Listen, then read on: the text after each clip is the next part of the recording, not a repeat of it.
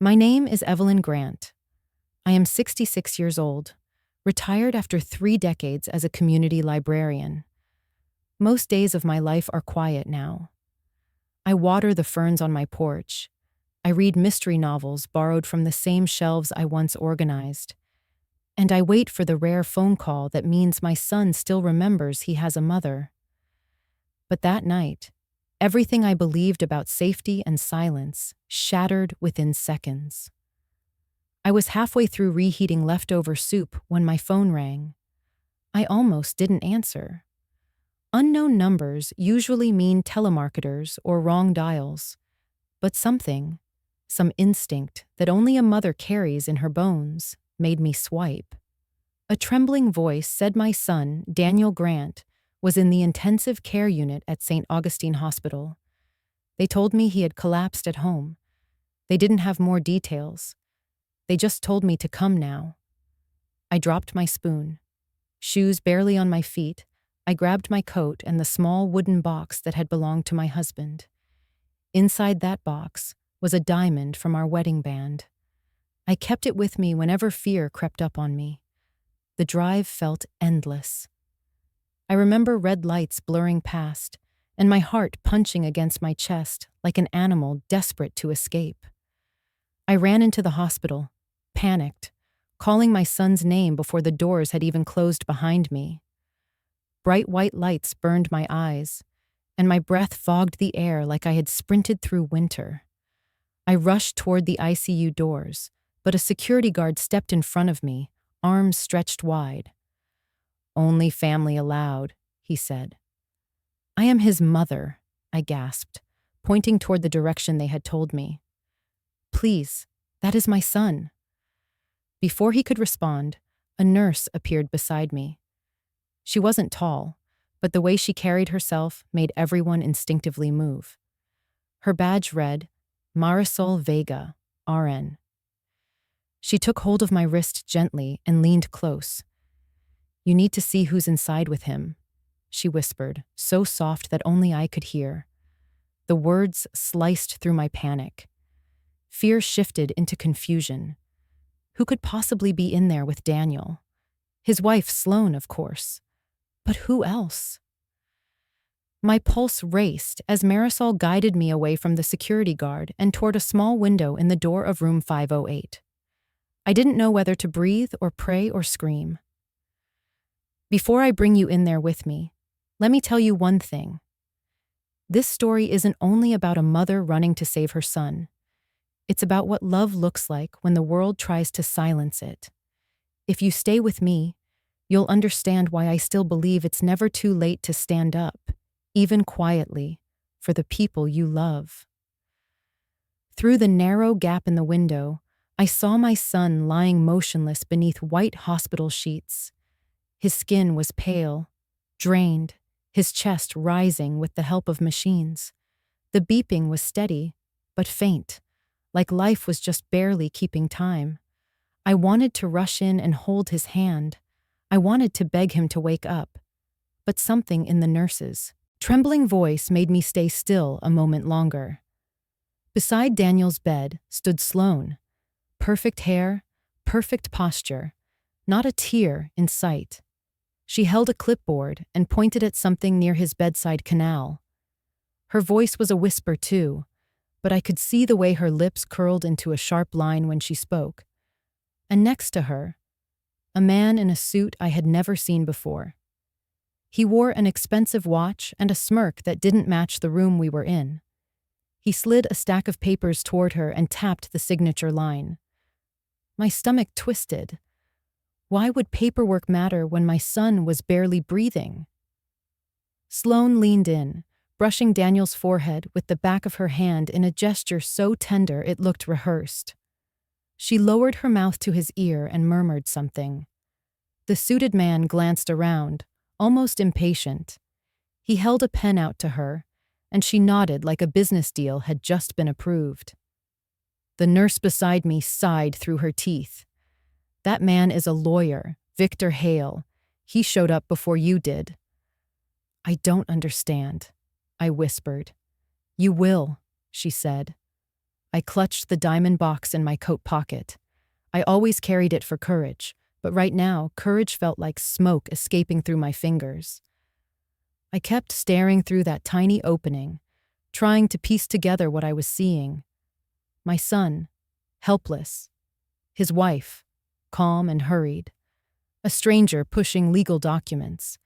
And they were doing all of it while acting like I didn't exist. Marisol pulled me back from the door and spoke low. They've been talking about guardianship, about control over his accounts. It didn't feel right. That's why I came to get you immediately. Guardianship, control. My heart broke in half just hearing the words. Can you take me to him? I asked. Soon, she promised. But first you need to breathe. If you go in too fast, they'll shut you out completely. She led me to a chair in the hallway. I sat because my legs could no longer carry me. My fingers pressed the wooden box so tightly that I could feel the carved initials of my late husband digging into my palm. He used to come home from work and kiss my forehead, I murmured, not sure if I was speaking to Marisol or to the walls. He'd say, "Our son will do great things one day, Evelyn." And I believed it. I still do. Marisol knelt in front of me. Then you need to fight for him right now. I looked through the window again. This hospital hallway smelled of bleach and fear and memory. My son was just on the other side of that glass. And yet, the distance between us felt like miles. For years, Sloan had been the one whispering in his ear, telling him I was dramatic, telling him I was stuck in the past, telling him independence meant shutting me out. I had swallowed that loneliness because I thought she made him happy. But when I saw that lawyer's pen hovering over Daniel's unresponsive body, everything I had ignored for the sake of peace started screaming inside me. The monitor beeped again. The line held steady. My son was still here, and whoever stood in that room with him, they were not on his side. I straightened my shoulders and took a long breath. The fear was still there, but something stronger began to rise beneath it. A mother's resolve. I stood up and pressed my palm once more to the door window. "I'm here, Daniel," I whispered, "and I'm not going anywhere." This was the moment I realized. If I didn't become the protector he needed, he might not survive the night. The hallway outside the ICU felt colder with every second that passed. My fingers were still trembling, but my fear had begun to solidify into something sharper. I needed to understand exactly what was happening in that room. Why legal documents? Why now, when my son was fighting for his life? Marisol stood beside me, arms crossed tightly as if she was keeping herself from shaking too. "They've been in there talking quietly for a while," she said, "but I heard enough to worry." "What did they say?" My voice came out hoarse, scraped raw by panic. She looked around to make sure no one else was listening. Numbers, accounts, a house. They mentioned two figures, $260,000 and $300,000. They talked about transferring them as soon as possible. My breath caught. Those numbers were familiar. Too familiar. "That's the equity in his company account and his life insurance." Marisol nodded. There was something else. They said he needed to sign before waking up. Something about emergency guardianship. Guardianship. The word echoed the way thunder does when a storm is closing in. I shook my head. Daniel is competent. He runs a business. He makes his own decisions. And right now, she said gently, he's unconscious and unable to speak for himself. I stared at her, the truth hitting like a slap. They're trying to become his legal guardian before he wakes up. That's what it sounded like. My stomach flipped. The idea of someone taking away his autonomy while he was vulnerable felt like a crime against his very existence. And if they succeeded, they could control everything. His accounts, his care, even access to him. They could shut me out completely. The security guard, Owen, walked over and cleared his throat. "Ma'am, I need to verify your relation to the patient." His tone wasn't harsh, just procedural. "We can't let anyone in without confirmation." "I told you, I am his mother," I replied, trying to stay calm. He nodded. "Do you have ID?" I fumbled for my wallet and handed over my driver's license. As he scanned it, I watched Sloane through the window again. She was pacing now, phone at her ear, her face glistening with fake tears. The lawyer stood by the bed, flipping through pages impatiently. It felt wrong, all of it. There was no grief in her steps, no fear in her posture, just urgency, the wrong kind. "They're rushing," I whispered. Marisol nodded. "That's what scares me." Owen returned my ID and softened a little. "You'll be allowed in shortly. They're finishing a procedure with him." I forced a tight smile. "Thank you." Then I noticed something strange. Sloane brushed a hand over the IV tubing, her fingers lingering a second too long near the injection port before she quickly pulled away as a doctor entered the room. The motion was subtle, almost casual, but her eyes flickered with nerves. "What was that?" I asked. Marisol followed my gaze. "That's the exact type of behavior that raised suspicion earlier." She took a quiet breath. "There was a moment when the team stepped away, and she moved toward his IV. When we came back, she pretended she was checking his blanket." "Do you think she's harming him?" My voice cracked under the weight of saying it aloud. "I don't want to think it," Marisol said, "but I've seen enough bedside manipulation to know caution matters." Her expression hardened. Why would a wife try to rush legal changes while her husband is unconscious? I stared through the glass again. The question didn't need an answer. It was too clear. And then Sloane looked up, straight toward the door, straight at me. There was no warmth in her eyes, no relief, no mother-in-law recognition, only annoyance that I had arrived to interrupt whatever she was orchestrating. She turned to the lawyer and rolled her shoulders with irritation. He nodded and gathered the papers quickly, slipping them into a slim briefcase.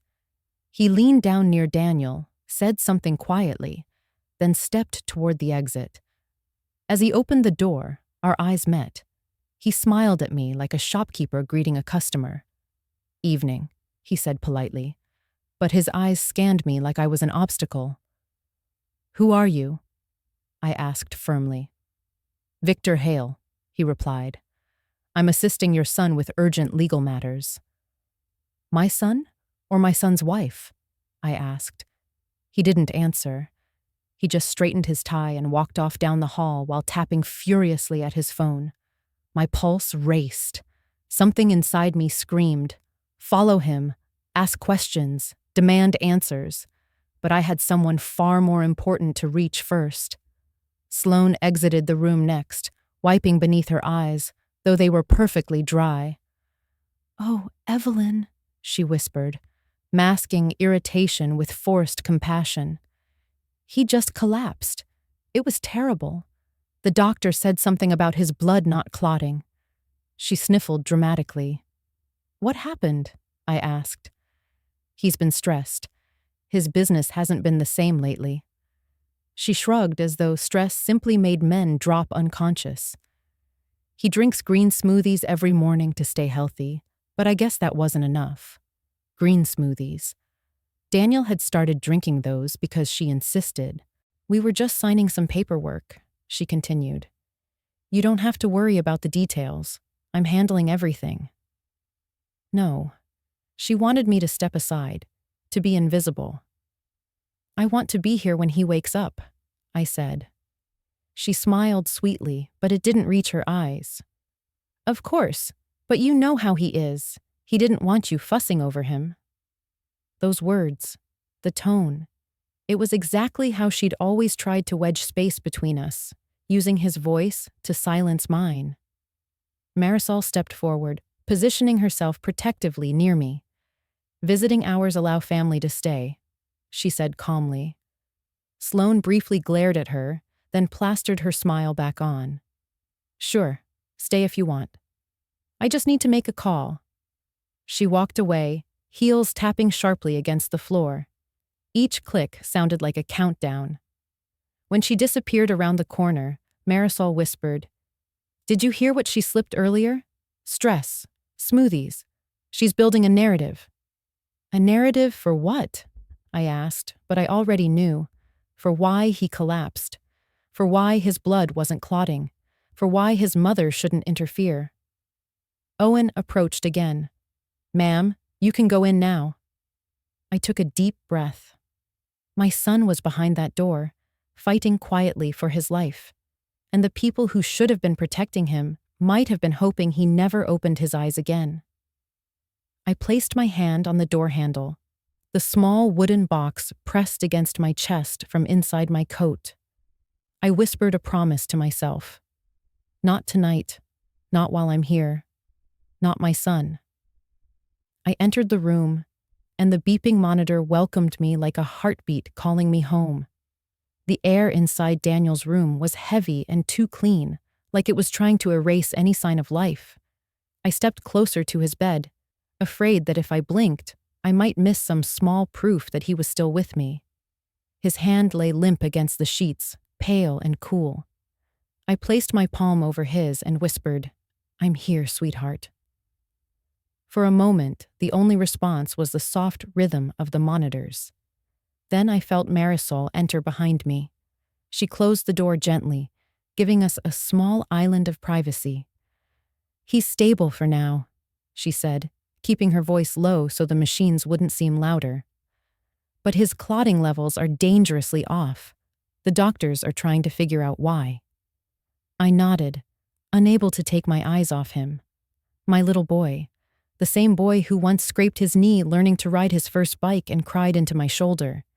The same boy who grew tall enough to look down at me and say he didn't need my help anymore. Now here he was, helpless again, and I felt that old instinct rise, the one that told me I'd fight any force in this world if it meant keeping him safe. A doctor walked in, wearing square glasses and a tired face that still held focus. Her badge read, Dr. Priya Nandakumar. She glanced at me for a moment, and then looked to Marisol as if they already shared an understanding. "You must be Daniel's mother," she said kindly. "I'm the toxicology specialist consulting on his case." "Toxicology?" My heart skipped. "Do you think someone poisoned my son?"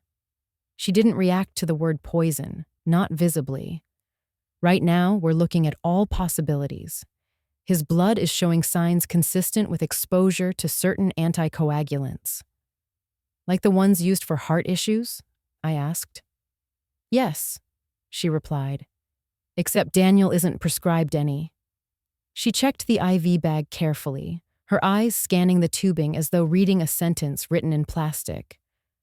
"Marisol brought something concerning to my attention earlier." The nurse stepped forward. "When he first came in, I noticed his bruising pattern. It didn't match a simple collapse. It looked managed." I frowned, not understanding. "Managed?" "Bruising distributed over time," Dr. Priya explained. "Not from one injury, and his blood levels suggest this wasn't sudden. This has been building." Building. The same word Sloane used about my relationship with Daniel. Building distance. Building independence from me. But what if she had also been building something else? Something far worse. Marisol continued. "I lost my sister 3 years ago. A boyfriend slowly poisoned her with medication he crushed into her food. No one believed me until it was too late. I made a promise that if I ever saw the signs again, I would speak up." Her eyes were bright, glossy with memory. I understood pain like that. Loss that doesn't go away. I swallowed the lump in my throat. "Thank you for not staying silent." She nodded once, a small gesture that said she carried that moment every day. Dr. Priya pulled on gloves and examined the IV line more closely. We need to run tests, some discreet, some official. She spoke with precision, each word placed like a piece of evidence. If this is intentional harm, we must document every step properly. I felt dizzy. I gripped the railing of Daniel's bed. What can I do? We'll handle the medical side, the doctor answered. Right now, you being here is critical. He needs someone who truly cares in his corner. I looked at Daniel's face, so still. He must be terrified, I whispered. Everything he ever trusted has been turned upside down. Marisol pulled up a chair. Sit, hold his hand. He'll feel you here. I obeyed, because what else could I do? I laced my fingers with his and let memories wash over me. He used to squeeze my hand when he was nervous. His first day of school, his first baseball game, the day he buried his father. He always squeezed twice to say, I'm okay. This time, there was nothing. A knock interrupted the silence. The door cracked open and Carol, the nurse manager, stepped in, clipboard in hand, frustration already forming in her eyes.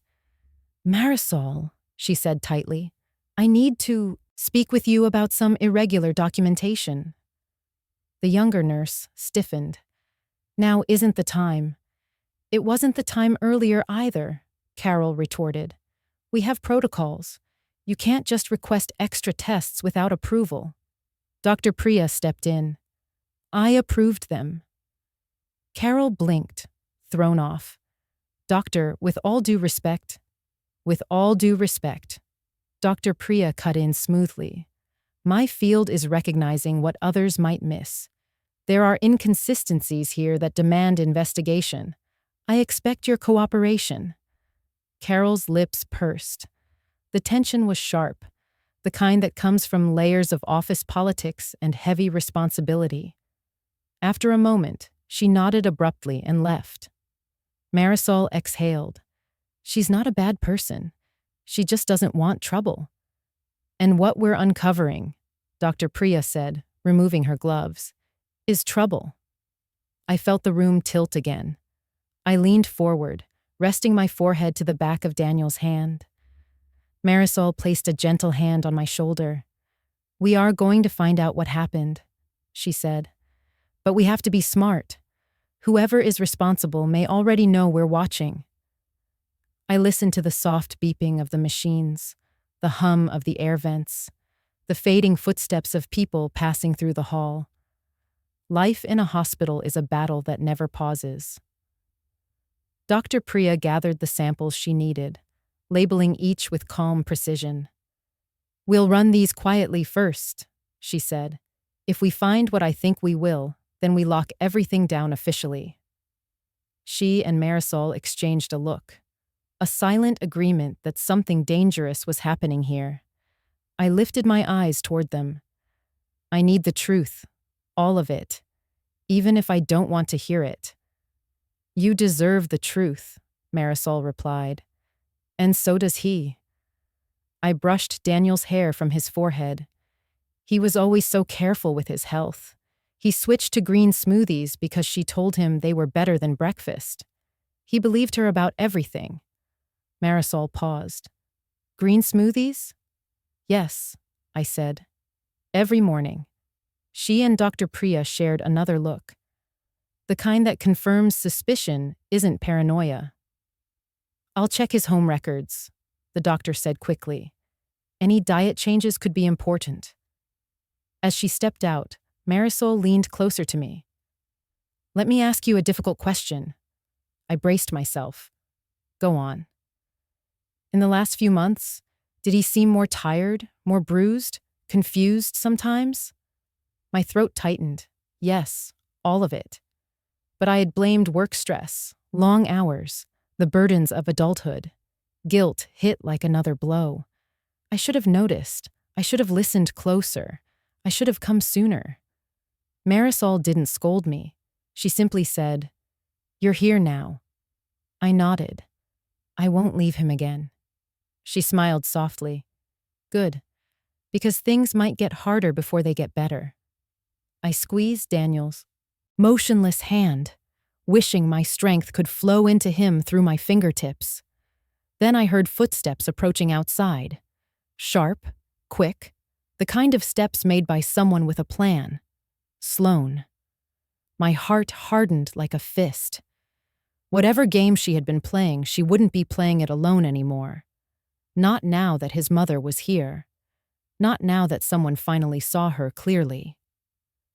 Sloane's heels clicked closer, a metronome of unwelcome confidence. Marisol straightened, her calm demeanor tightening like she was bracing for a storm. I stayed seated beside Daniel, refusing to let go of his hand. Let her see that I belonged here. Let her feel the silent warning rising in my chest. The door swung open. Sloane stepped in with an expression crafted perfectly between concern and irritation. "Evelyn," she said, pretending surprise. "I didn't realize they'd let you in already." "I'm his mother," I replied, still holding Daniel's hand. "I don't need permission to be with my son." She forced a smile. "Of course. I just thought you'd want some time to prepare yourself. It's been such a shock." Shock? Yes, but not only the kind she meant. She approached the IV pole and pretended to adjust a blanket instead. Marisol moved quickly to her side. "Please don't touch the equipment," she said firmly. Sloane blinked, startled by the authority in the nurse's tone. "I'm his wife," she snapped. "I can straighten a blanket." "You can," Marisol replied evenly, "as long as you keep your hands away from the IV line." The message beneath the words hit like a charged current. Sloane's eyes flicked toward the tubing, then back to the nurse. For the first time since I arrived, I saw fear, small but real, flash across her face. "I'm just trying to help," she murmured. Marisol didn't answer. Instead, she stepped forward and began securing a small tag to the IV bag, her gloved hands moving with precision. Each tube, each port, each junction point. She labeled everything, placing red seals that could break with the slightest touch. "What is that?" I asked softly. "Chain of custody," she answered without looking up. "Every part of his IV line will be traceable. If anyone tampers with it again, we'll know immediately." Again. The word lodged in my chest like a shard of glass. Sloane crossed her arms. "Is all this really necessary?" Dr. Priya entered the room just in time to respond. "Yes, it is," she said calmly. "Daniel's lab results show inconsistencies that are not caused by natural illness. Until we determine the cause, these measures are required." My heart hammered at the careful phrasing. Inconsistencies, not caused by natural illness. There were dangers lurking behind every sentence. Sloane's lips tightened. "If you're accusing me of something—" "No one is accusing you," Dr. Priya interrupted, adjusting her glasses. "But we are protecting our patient." Sloane's glare flicked from the doctor to Marisol, then finally toward me. "You look exhausted, Evelyn. Maybe you should get some air." I lifted my chin. "I'm not going anywhere." Before she could respond, the door opened again. A young technician with dark hair and sharp focus stepped inside, wheeling a cart filled with equipment. His badge read, "Riley Tran, Forensic IT." He nodded respectfully toward Dr. Priya and Marisol, then began attaching a small camera above the bed, angled toward the IV line. "What is that?" Sloane asked sharply. "Patient safety device," Riley answered, in the short and efficient tone of someone who didn't waste words. "Monitors the integrity of the infusion system." He didn't look at her again. His eyes were trained entirely on the job. My pulse slowed, just slightly. This wasn't paranoia. It wasn't just a mother's fear. Professionals were seeing the same danger I saw. I watched Riley work. Each movement was methodical, secure, locked into place. He pointed out a nearly invisible puncture mark near the injection port. "This is unusual," he said to Dr. Priya. "Way too precise for accidental contact." The doctor leaned in, examining the tiny breach. "This wasn't made by standard needles," she murmured. "It's too small." She turned to Marisol. "We need to log this immediately." Marisol grabbed a camera from the cart and took photos, time-stamped and labeled. No hesitation, no panic, just action. Sloane shifted uncomfortably. "I don't like where this is going," she muttered. Dr. Priya looked at her directly. "Neither do we." The tension snapped tight, stretched across the room like a tripwire. Then Owen, the security guard, stepped into the doorway. His gaze swept the scene. My son unconscious, equipment being secured, suspicion thick enough to feel. He nodded to me, a silent pledge of support. Then to the medical team. "If you need restricted access enforced," he said, "I'm here." "Thank you," Marisol replied. Sloane scoffed. "This is unbelievable. You're all overreacting." But the tremor in her voice betrayed her. Riley finished setting up the camera and stood back. "We'll have full visual of the IV line and surrounding area," he said. He pointed to a monitor that displayed a live feed with a timestamp. "No audio needed. Behavior speaks clearly." Behavior speaks clearly. My breath caught on those words. Sloane's mask of composure cracked, just a hair. "I'm going to get coffee," she said suddenly, voice clipped. "I'll be right back." She rushed out before anyone could respond. The room felt lighter without her presence. But the danger she represented still hovered, a shadow waiting just outside the door. Marisol approached me. "We're securing everything. Now we watch." "And what if she comes back?" I asked quietly. "She will," Marisol replied, "and we'll be ready." I turned toward Daniel. I traced a line along his knuckles, remembering how his hand once engulfed mine when he towered over me as a proud young man. I whispered, "You're safe now. I promise." Dr. Priya checked his vitals again. "We need time," she said. "Time for the tests, time for the toxins to show clearly in his blood work, time for the truth. Truth has been late to our family for a long time," I whispered. "But it's here now." Marisol offered a faint smile. "You're stronger than you think, Evelyn." I didn't feel strong. I felt terrified. But fear is a mother's fuel. It pushes us through every locked door, every sleepless night, every threat. Outside the window, Sloane's figure moved quickly through the hall, phone pressed to her ear.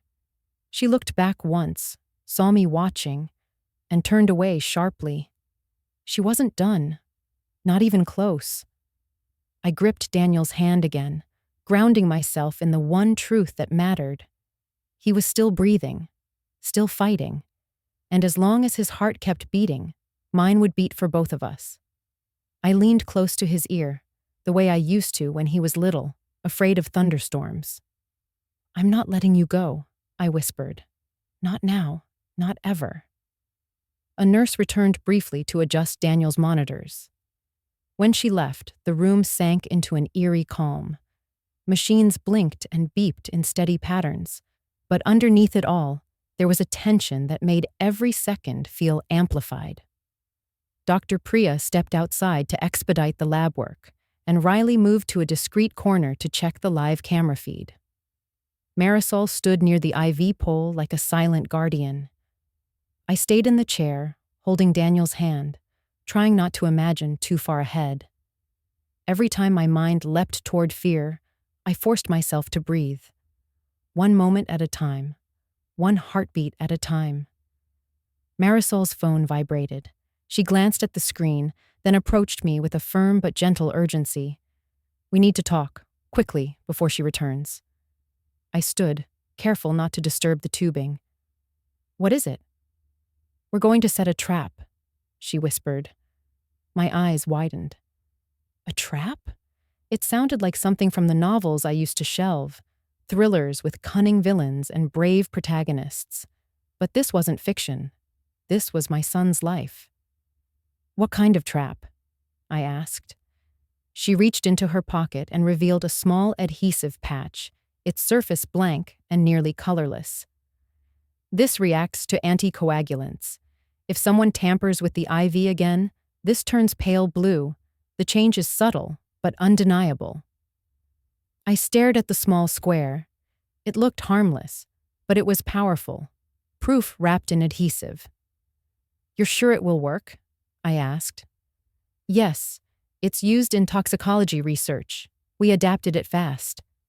She swallowed, then added, "I know this feels like a nightmare, but it's better to catch a nightmare in the act than pretend it isn't real." She placed the patch around the injection port carefully, sealing it into place like a silent alarm system. "How long do we have?" I asked. "Grace, Detective Whitaker, is working on a search warrant," she said quietly. "But warrants take time. We estimate 30 minutes to secure it. Maybe less if she pushes hard." 30 minutes. A countdown clock began ticking in my mind. "What should I do?" I whispered. Marisol looked me straight in the eye. "You stay exactly where you are, and you make her believe everything is fine. Let her think you trust her to be the good wife." The request tasted bitter. Pretend. Lie. Act like I accepted Sloane's care. For my son, I would do far worse. Riley stepped closer, his voice soft but resolved. "We'll be monitoring the camera constantly. The moment anything happens, we capture it. No one can argue with video." Owen, the security guard, appeared at the door again. "Everything okay in here?" His gaze swept the room like he was scanning for danger. "Just a protective measure," Marisol replied. He nodded and leaned against the frame. "Say the word if you need backup.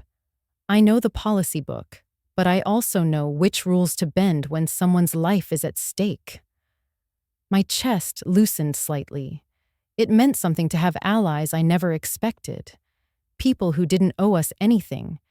And yet they cared enough to stand by my son when he couldn't stand for himself. I looked down at Daniel again. His eyelids twitched. His fingers made the tiniest movement, nudging against mine. My heart leapt. "Daniel?" I whispered. His breath hitched, but his eyes didn't open. Still, that small movement meant hope. He was fighting his way back. Riley came to check the camera feed once more, making sure everything was recorded correctly. The red dot blinked steadily. Watching, waiting. Marisol leaned in close to me. "Here's how we play it. When she comes back, let her take over the bedside routine. Let her believe you are stepping aside for her." "That won't be easy," I said, jaw tight. "I know," Marisol replied, "but she needs the opportunity. We need evidence that is impossible to explain away." I brushed my thumb over the back of Daniel's hand, wishing I could shield him from all of this. But sometimes protection meant exposing the threat. "I will do whatever it takes," I said. The hallway outside erupted with footsteps and hurried whispers. Marisol peeked into the corridor. "She's coming." My pulse quickened. The trap was set, the 30-minute countdown dragging us toward a moment none of us wanted, but all of us needed. Sloane reappeared with a cup of coffee in her hand. She plastered on kindness like stage makeup. "I got you something warm," she said to me, holding out the cup. I didn't take it. "Thank you," I said politely, "but I'm all right." She shrugged and took a sip herself. "Suit yourself." Then she turned to Daniel, placing her hand on his shoulder. "You scared me, babe. The doctor said your blood is just strange right now. I told you those smoothies needed more protein." Smoothies again. She slipped that detail into every explanation like she wanted it written into the official record. Pretending to be weary, I stood. I'll let you sit with him for a few minutes, I said. Her eyes flickered with quick satisfaction. Good idea. Let him feel my presence. I stepped aside. My legs carried me only halfway to the door before I stopped. I pretended to check my phone, but in truth, I was watching the camera's lens watching her pretend to be the grieving wife with one hand stroking his hair, while the other drifted closer to the IV line.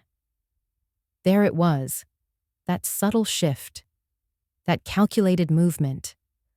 My heart slammed against my ribs as her fingers traced along the tubing, stopping near the injection port where the patch lay hidden. Her nails hovered there like a predator testing its prey. The corner of her mouth twitched. Anticipation or nerves, I couldn't tell. She pressed gently. A small squeeze. Too small to be comforting.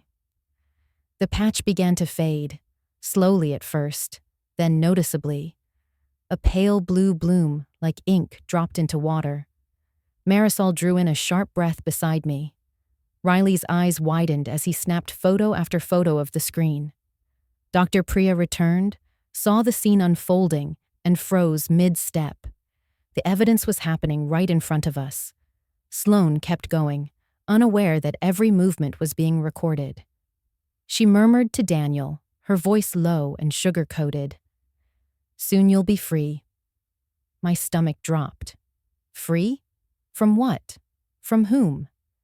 She finally stepped back, content with her work, and turned toward us. Her expression stiffened when she saw the way we were all looking at her. A room full of witnesses. What? She asked, feigning innocence. No one answered. Not yet. Because the truth was blooming in blue, and the clock had not run out. I returned to Daniel's side and rested my hand on his arm. I spoke softly, so only he could hear. You hold on, my love. Just a little longer. They're coming for the people who did this to you. And I'm right here. The camera blinked. The patch glowed faintly.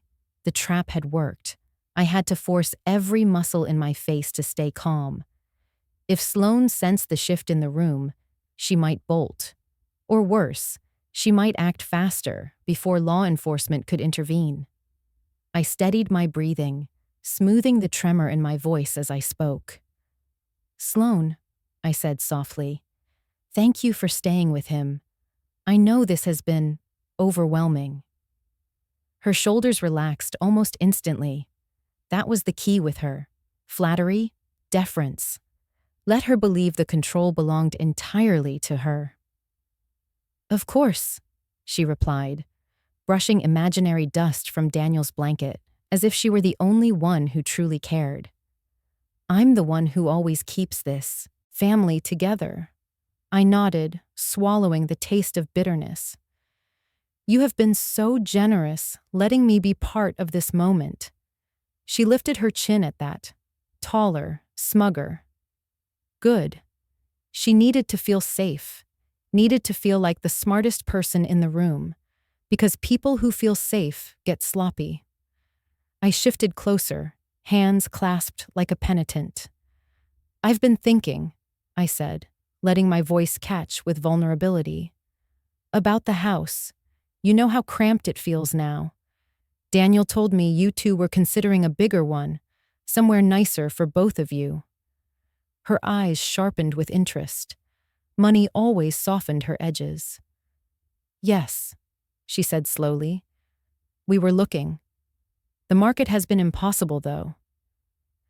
I lowered my voice, making it sound like a confession. I can help. I can give $50,000 toward the down payment. A gift. No strings attached. Every nerve in my body prayed she took the bait. She blinked twice. Then the corners of her mouth curled up in a smile so fast and bright, you'd think grief had never touched her. Evelyn, that's incredibly generous. Daniel always said you were holding back. It's nice to see you understanding our situation. My chest burned. She talked about my son like he belonged solely to her. I kept my tone fragile. You're his wife. You know what's best for him. I just want to help, if you'll let me. There's paperwork involved, she murmured, almost to herself. The kind of paperwork she and Victor had been pushing only minutes earlier. But yes, we can talk more about that soon. She turned to Daniel, brushing his hair gently.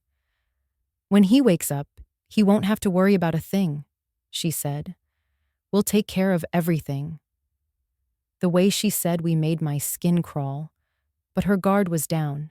Her hands were looser, her tone lighter. Perfect. I leaned closer to Daniel, pretending to adjust his blanket. In truth, I was checking the patch again. The faint blue remained frozen evidence. We just needed more time. Just a little more. My son's face twitched, the tiniest flinch. His lips parted barely. Then he whispered, faint as a breath slipping through a crack, "Mom?" My heart stopped. I squeezed his hand. "I'm here. I'm right here." His eyelids fluttered like they were too heavy to lift fully. He looked confused, scared, trapped inside a haze he couldn't navigate. Sloane's posture stiffened, panic snapping across her features. "Daniel!" she exclaimed, too quickly. She grasped his arm, squeezing harder than she needed to. "Hey, baby, I'm right here. It's okay. I'm here." He tried to speak again. "I don't feel—" His voice dissolved into a strained moan. "It's just stress," Sloane said quickly, glancing toward the IV. "Too much stress." Stress, her favorite explanation. I brushed his hair. "Don't push yourself. You're safe." His gaze moved between us, his mother with tears burning behind her eyes, and his wife with a grip too tight to be comforting. Then, just as he began to drift away again, he whispered something else. A single word. "Smoothie." Sloane's head snapped to me so fast her hair whipped her cheek. She stared like I had rigged his mouth to betray her. "I should get a nurse," she stammered. "No need," Marisol said, stepping forward. "We're right here." Sloane froze, caught between wanting to flee and wanting to control the scene. "My husband needs rest," she argued. "All this hovering is making it worse." But her voice wasn't firm anymore. It was cracking. Riley glanced up from the monitor. His face changed. His eyes sharpened. He nodded ever so slightly, signaling that the footage was already recorded. Every move, every whisper. "We need to give him a moment," I said gently. "Come with me. Let him settle." I guided Sloane just far enough from the bed where she could still be seen by the camera. "I shouldn't have doubted you," I said, injecting desperation into my tone. "You love him. I know that." She blinked, caught in the praise again. "I do. I really do." "I want to make sure you get everything you need," I continued. "Just tell me how to help." She glanced toward the door, calculating. "Actually," she said, "there are some documents Victor can help you sign. It will make things easier for all of us." For all of us, meaning for her. "Of course," I said, trying not to choke on the words. "Tell me what you need me to sign." Her smile returned like sunlight on sharp glass. "We'll discuss it soon," she whispered. "Let's just get through tonight." She moved past me slowly, tossing her empty coffee cup into the trash. But as she walked away, her hand brushed the IV tubing again. Out of habit or hunger, I couldn't tell. Riley clicked another timestamp. Marisol wrote another note. Dr. Priya began gathering her documents like a general convening troops. In the middle of the room, Daniel let out a small, painful groan. I rushed back, taking his hand. His eyes cracked open, just enough for our gazes to collide. Fear and confusion rippled in their dark centers. "Mom?" he said again, barely audible. "I'm here." His lips quivered. "Don't leave." Tears spilled down my cheeks. "Never." He tried to say more, but sleep dragged him under again. He didn't squeeze my hand twice like he used to, but even that faint grasp was enough to break me open and put me back together in the same breath. Sloane drifted toward the doorway, checking her phone with rapid taps. She was anxious now. She knew she was running out of time, and she needed those documents signed before the window closed. "Soon I'll be free," she murmured yesterday, captured by the hallway camera. "Free of my son. Free of me. Free of the burden of pretending she cared." But, tonight, freedom wasn't coming for her. Marisol approached me quietly. "Thank you," she said. "You did everything right." "Is this enough?" I whispered, afraid to ask. "Is it enough to protect him?" "We're close," she replied. "Very close. Grace should be here any minute with the approval. The moment she arrives, everything changes." I watched Sloane in the hallway, pacing like a caged animal. She glanced back at Daniel with impatience. She wanted him unconscious. She wanted him compliant, and she wanted legal power before he woke to stop her. She wouldn't get it. Not while I still had breath in my lungs, not while the clock was still ticking in our favor, and not while my son still whispered my name. The hallway light flickered as Sloane paced outside the room, glued to her phone, whispering urgently into the receiver. I recognized the tension in her posture, a plan cracking at the seams. She was desperate for control, desperate for time, desperate for Daniel to stay asleep and compliant. But everything around her was shifting, inch by inch, toward the truth. Inside the room, Riley sat at the small desk, his eyes locked on the live camera feed. The needle-thin puncture hole near the IV valve glowed under the macro lens, enlarged to undeniable clarity. Each pixel told the story of a hand that didn't belong there. Evidence, silent and irrefutable. Marisol stood by Daniel's bedside, pretending to check his vitals. In reality, she was watching the door, calculating every breath, every second. The patch remained pale blue around the injection site, proof that something foreign had been introduced while Sloane was touching it. Real proof. The kind that could save a life. But Daniel needed someone to hold more than just his medical records and legal protections. He needed me, his mother, the one person who loved him without conditions. "It's almost time," Riley whispered. Time for what? I wasn't sure. Only that it meant a reckoning. The machines beeped steadily, but beneath their rhythm I heard something else. The faint sound of Daniel trying to return to consciousness. His fingers twitched again. His lips moved, forming a shape but not a word. I leaned close. "You don't have to speak," I murmured. "Just rest. We're fighting for you." He didn't answer, but the softest sigh escaped him, as if he recognized my voice through layers of confusion and pain. Sloane stepped back into the room abruptly, her heels tapping out a warning. "I called Victor," she announced, trying to sound in control. "He's finalizing everything. We should be ready to sign in an hour." No one responded. She scanned our faces, irritation flaring. "What? Am I not allowed to take care of my husband's future?" "You are," I said calmly. "Daniel deserves security." "And we can give that to him," she insisted. "We all want what's best for him," Marisol added, her gaze steady and unyielding. Sloane didn't recognize the threat buried in that statement.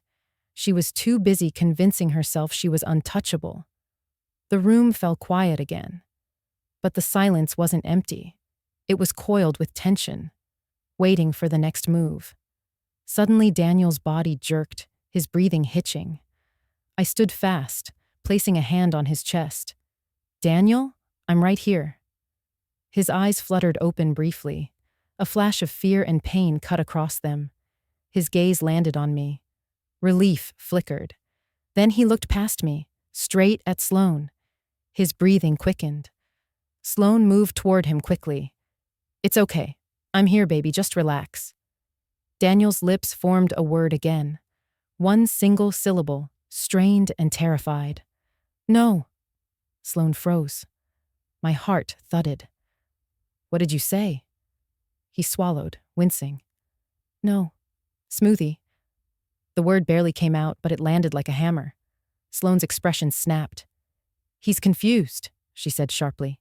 He doesn't know what he's saying. But he did, and she knew it. Riley typed rapidly on his tablet. That's on camera, he murmured. Sloane stepped between Daniel and the camera's line of sight, her back stiff. Stop staring at him like he's a lab rat, she snapped at all of us. You're making him anxious. Step aside, Marisol said, her tone now a command. Sloane didn't move. Instead, she reached for the IV tubing again. Reflexive, compulsive, the one area she thought she still had control. Marisol's hand shot out and grabbed her wrist. Enough. The room went dead silent. Sloane yanked her arm free, eyes blazing. I am his wife. And I am the nurse responsible for protecting his life, Marisol shot back. Sloane inhaled slowly, fury simmering behind every breath. You're overstepping. No, Dr. Priya said from the doorway. You are. She held a file in her hand. His newest lab results are back. Sloane flinched. The levels are consistent with ongoing exposure to a substance that should never be in his bloodstream, the doctor continued. And the puncture mark on the IV line confirms interference. Sloane's voice was a low hiss. You have no proof of who did anything. Riley turned the monitor toward her, the playback of her own fingers pressing the tubing, hovering over the injection point, right before the patch changed color. The image froze with her hand mid-act. Her face blanched. Before she could say another word, footsteps approached hard from the hallway. Not rushed, not nervous. Authority in every step. Latir Grace Whitaker entered the room, badge gleaming under the fluorescent lights. Her gaze swept the room, assessing everything in seconds. Mrs. Grant, she said, addressing me with respect, I need you to take a step back for your own safety. Then she turned to the others. Everything is now under official investigation. Sloane's pulse visibly hammered in her neck. This is ridiculous. My husband needs me, and you people are interfering with his care. Grace held up a folder. I have a court-approved order to secure this room and its contents. That includes all medical lines and all individuals with recent physical interaction with them. All individuals? Sloane repeated, voice shrill. You will remain where I can see you, Grace replied, calm but unyielding. Sloane's eyes darted wildly between us, searching for a crack in the wall closing around her. But there wasn't one anymore. This was the moment the ground shifted beneath her feet. My hand returned to Daniel's, anchoring him to this world.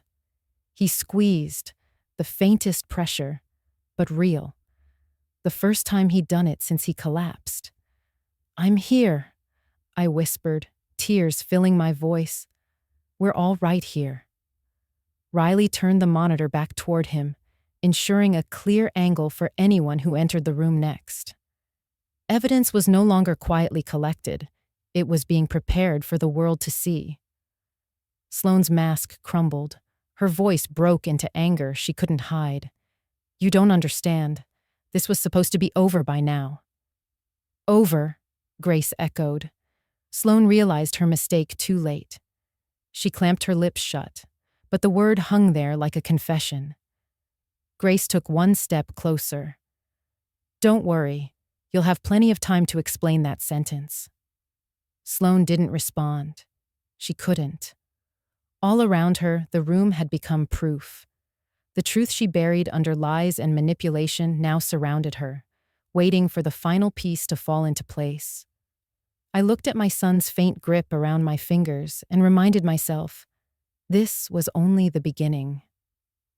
We had caught a hand reaching into his life, trying to extinguish it. But we still didn't know how deep this plan went, how long it had been unfolding, or how many others were involved. We were moving from fear into strategy, from confusion into clarity, from hope into fight. For the first time since I entered this hospital, I allowed myself one quiet breath of relief.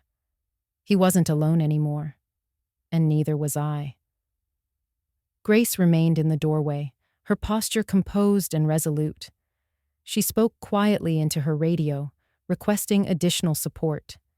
Every movement in that hospital corridor seemed to shift in response, as if the walls themselves understood that something dark had been cornered. Dr. Priya placed the newest lab results on a small rolling table and opened the file. She took a breath and turned to me first. "Mrs. Grant," she said softly, "I want to be clear. What we found in Daniel's blood is not a medication mistake. It is consistent with prolonged exposure to an anticoagulant, specifically warfarin, or something chemically close to it." "Warfarin." My heart dropped. "That's rat poison," I whispered. "In higher concentrations?" "Yes," she confirmed. "In medical settings, it's used under strict supervision for certain heart conditions. But Daniel doesn't have any of those, and it's not in his medical chart." Sloane's eyes flickered with barely contained panic. "Couldn't it be a mix-up?" she asked, voice trembling. "Medicine gets switched all the time." Dr. Priya shook her head. "Not in a patient with no prescription for it, and certainly not at these levels." She tapped the sheet. "This wasn't a single dose. The pattern shows consistent introduction over several days." Marisol stepped closer, arms folded. "Poisoning is a pattern crime." Grace approached the bed, her eyes trained on the IV line. "How quickly do the symptoms escalate?"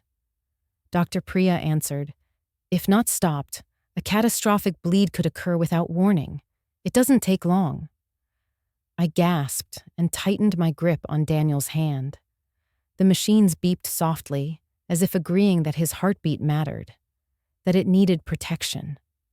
Sloane's voice slipped into a higher pitch.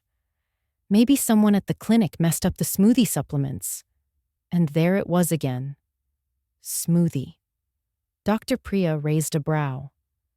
"Smoothie?" "Daniel drinks one every morning," I said quietly. "Because Sloane wanted him to be healthier." Grace's gaze snapped to Sloane. "Where are these smoothies prepared?" "At home," Sloane answered, too fast. "And who prepares them?" Grace asked. This time, silence. My stomach churned. Sloane fidgeted with her phone, fingers dancing like they were searching for a hole to escape through. Grace continued, "I'll be issuing a search warrant for their residence. We will analyze every ingredient in that kitchen, every container, every bottle." Then her tone hardened. "We will find out when this started." Dr. Priya added, "His earlier blood work from primary care, there were subtle signs there too. Minor bruises, slightly elevated INR, nothing doctors would suspect on its own. But when you look backward from today, the pattern is unmistakable. The pattern of someone testing the limits of how far they could push a man's body before it failed." Riley cleared his throat, drawing our attention to his monitor. "I recovered hallway footage from earlier today." He pressed a key, and the video froze on Sloane, looking around before leaning toward Victor, her lips forming careful words. He hit play. Her whisper became visible through the movement of her mouth. "Soon I'll be free." Sloane's breath hitched sharply. That was taken out of context. "Context is irrelevant," Grace said. "Intent isn't." I stared at the footage, nausea curling in my chest. She said it like a promise. Not hope, not fear, a plan. Daniel suddenly let out a groan, his head shifting. I rushed to his side. "It's okay," I whispered. "You're safe." He blinked up at me, disoriented, then looked past me. His eyelids fluttered, but recognition fogged behind. Confusion. Sloane stepped forward, too eager. "Baby, listen to me." He flinched. Just a small movement, but enough to break whatever lie she had built around them. My son, even half-conscious, knew something wasn't right. Sloane tried to recover. "You're still waking up. You don't know what's happening." Dr. Priya placed a hand on Daniel's shoulder with reassuring gentleness. "What's happening is that you survived something very dangerous," she said, "and we are making sure it never happens again." Daniel stared at her, eyes wide and fearful. His lips parted as if he wanted to speak, but his throat tightened around the effort. "Rest," I whispered, smoothing his hair. "You don't need to explain anything right now." But I saw a spark behind his exhaustion, a new awareness forming, a flicker of memory he couldn't quite bring forward yet, but soon. Across the room, Riley typed rapidly, capturing timestamps, securing audio-free footage, documenting every piece of the puzzle. His focus held no emotion, just duty, just truth. Owen, the security guard, stood blocking the doorway now, not hostile, protective. "Nobody touches that IV except approved medical personnel," he said, making eye contact with Sloane. She stepped back, visibly shaking. Fear or rage, I couldn't tell. Grace folded her arms. "The courts have halted any request for guardianship until we complete a criminal investigation. No documents will be signed today or any day soon. Guardianship blocked, control lost, money stopped." Her entire plan was slipping through her fingers like sand. Sloane's voice rose, trembling with anger. "You're blowing this all out of proportion." He fainted. That's it. A simple nutritional issue. People bruise, people pass out. This is insane.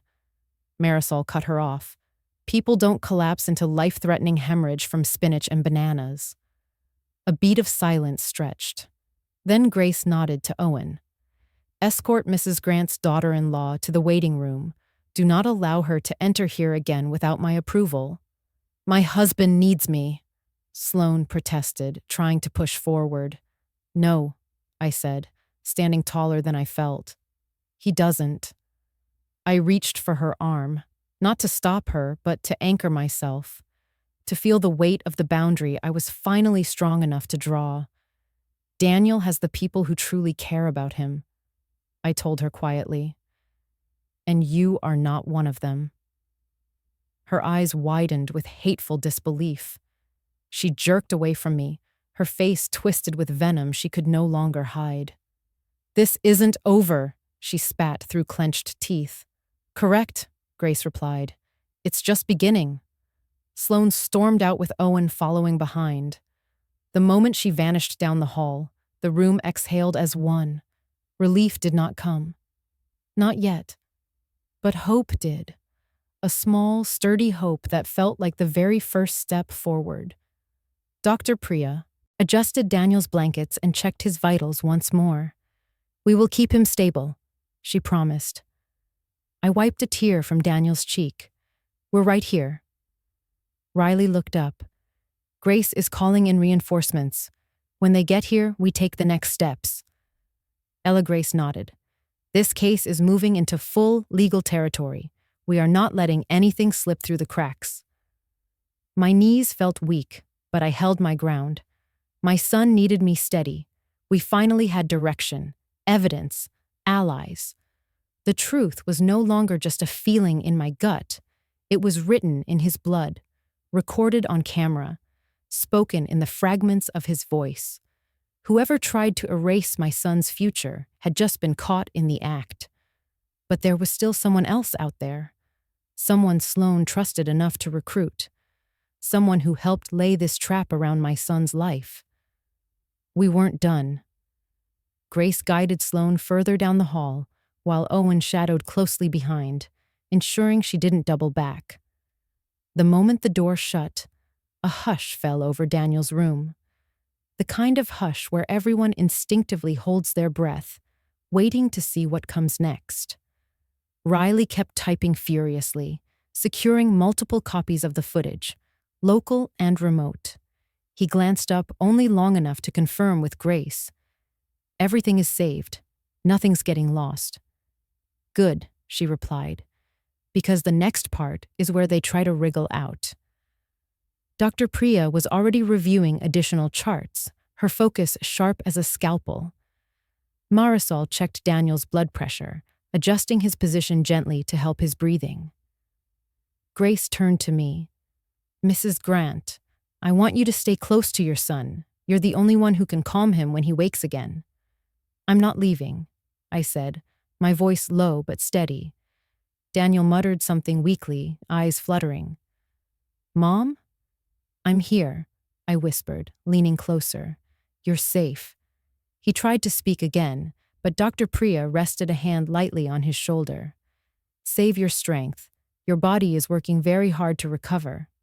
He nodded faintly, as if he understood, and drifted back into a restless sleep. Grace stepped aside to take a call.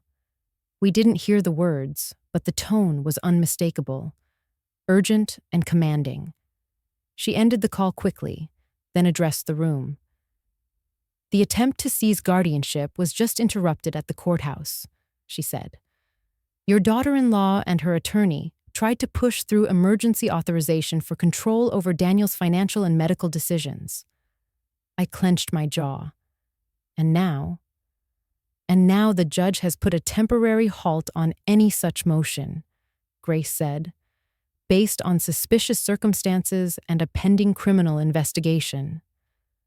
Relief punched through me like air after drowning. Thank you. Grace fixed me with a firm but kind expression. Don't thank me yet. This isn't over. They won't give up that easily. The doctor suddenly swung inward, and a new figure entered.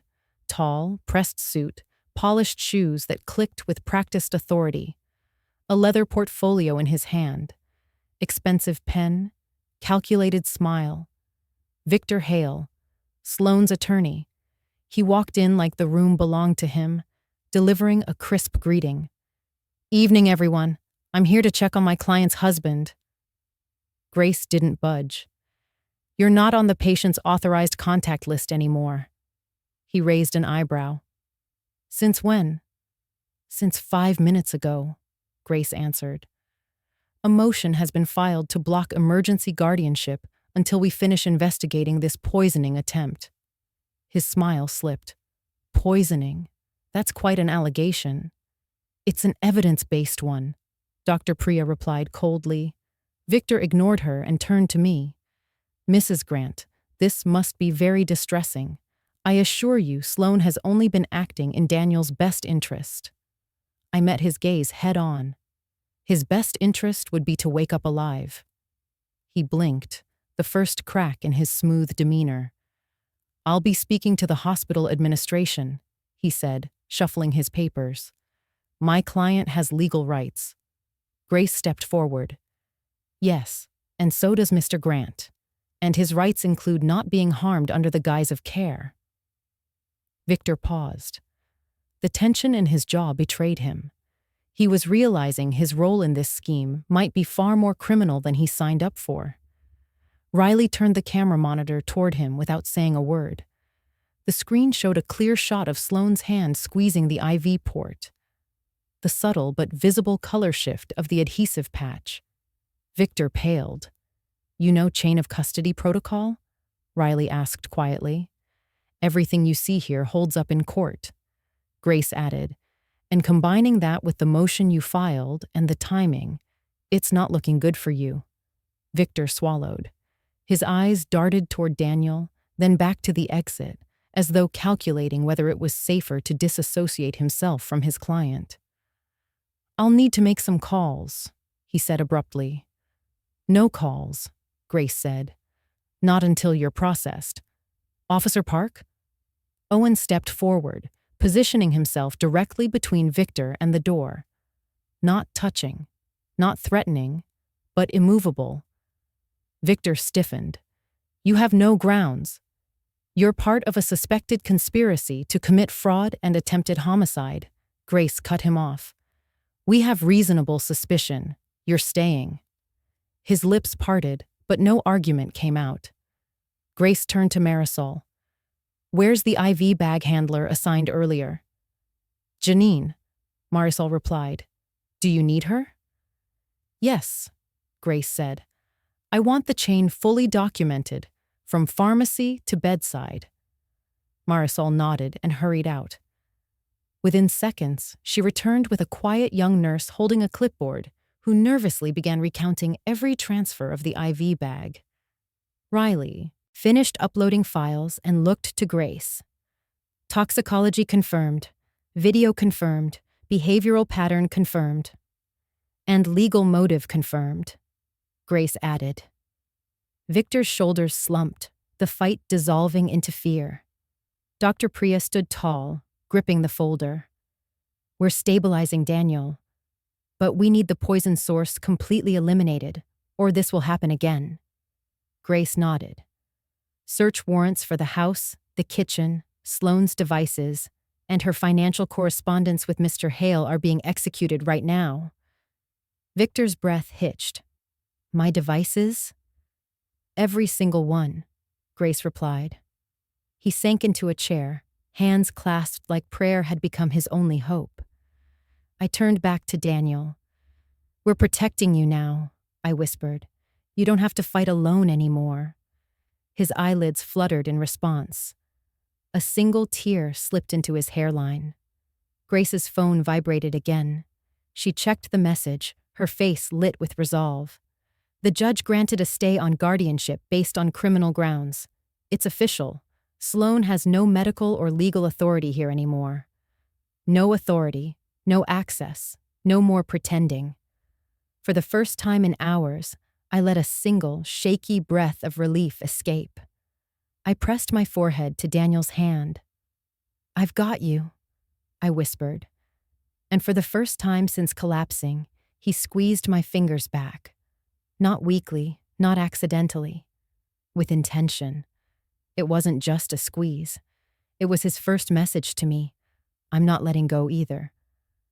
Daniel's fingers curled weakly around mine, and for a moment, I forgot how to breathe. That small motion carried years of meaning. It was the same squeeze he used to give me when he was little and afraid of the dark. One squeeze meant he was scared. Two meant he was okay. Tonight, he managed one. He needed me. He needed the truth. And I needed to be stronger than the fear clawing at my chest. Hey, I whispered, brushing his forehead. You're doing so well. You're here with me. Just rest. His eyes cracked open again, and confusion swept across them like storm clouds. He looked around the room, at Riley at the desk, at Grace by the door, at Dr. Priya adjusting machines. Then his gaze landed on the empty chair where Sloane once stood. A chill shuddered through him. She was here, he rasped. His voice sounded like sand scraping along stone. Yes, I said softly. She stepped out for a moment. He blinked slowly, trying to piece the world back together. What happened? His throat strained around each word. You collapsed, I told him gently. You've been very sick. He tried to pull his hand away, but his strength wasn't there. His frustration flickered into his eyes. My head feels like it's full of cotton. He swallowed. I remember breakfast. He paused, breath hitching. Smoothie. She says they help. There it was again, the puzzle piece he didn't even know he was holding. I nodded, trying not to show how much his words shook me. You don't have to remember everything right now. Just focus on breathing. But he wouldn't let it go. No, there's something wrong, he whispered. The taste, bitter. But she said it was the spinach. Don't push yourself, I murmured. You're safe. His eyes locked on mine, still foggy but searching for answers. Are you sure? Yes, I said, steady as steel. You're safe now. Marisol stepped forward, checking the monitors, giving him a reassuring smile. Your body is trying to recover from something it didn't like. We're reversing that now. Daniel looked at her, then back at me. Mom, I'm sorry. I should have called you sooner. I should have. Stop, I whispered, placing my hand over his heart. There's nothing to apologize for. He squeezed his eyes shut and tears slid from the corners. I pushed you away. His voice cracked. I thought I had everything handled. She said I was being controlled, and maybe I believed her. My chest tightened painfully. All those months of distance, unanswered calls, short visits, forced smiles, all because someone whispered poison into his life long before she dripped it into his veins.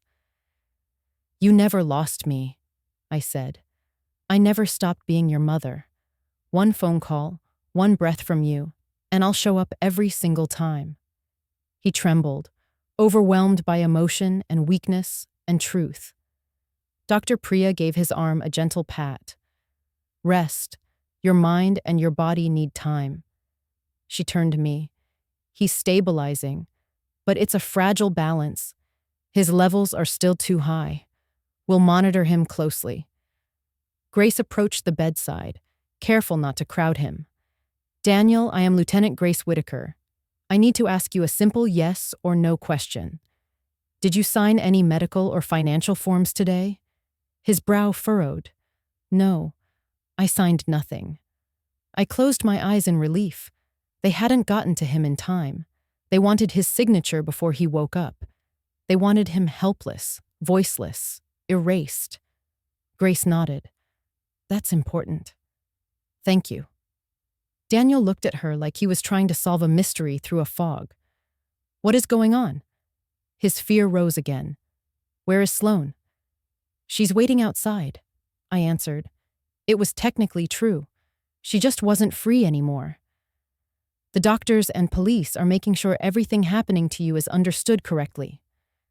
He looked directly at me again. Did she do something? My heart throbbed with the weight of that question. How do you tell your child that the person they loved most used that love against them? How do you speak a betrayal out loud when he's barely strong enough to keep his eyes open? You don't have to worry about anything right now, I said, stroking his cheek. Just know that we're fixing it. His breathing steadied, and he tried to lift his free hand. I helped him, guiding it toward the small wooden box inside my coat pocket. His fingers brushed the corner of it. You kept Dad's box, he whispered. Always, I answered. It reminds me what love looks like when it's real. A tear rolled down his temple, disappearing into the pillow. I forgot what real love felt like. No, I whispered, fighting tears of my own. You just couldn't see it through the fog. He blinked slowly, holding onto my face with his eyes like it was the only solid thing in the room. Don't leave, he whispered again. I rested my forehead against his. I won't, I promise.